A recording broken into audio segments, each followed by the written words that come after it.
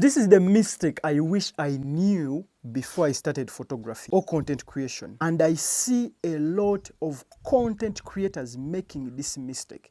I see a lot of photographers making this mistake. Let me give you an example. You have a problem with your heart.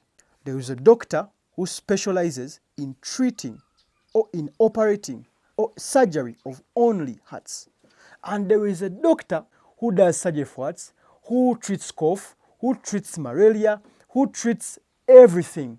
Who would you choose to give that money for your operation? My dear, watching this video, if you're marketing Badua, you're marketing travel, you're marketing products, you're marketing people, you're marketing everything, choose a line on what to market so that you are known for that. I hope I made sense to you, and I'm curious what you think about that. Do you think we should market everything, or we should choose a line that, let me market this specifically? Let me know in the comments. Have a good day.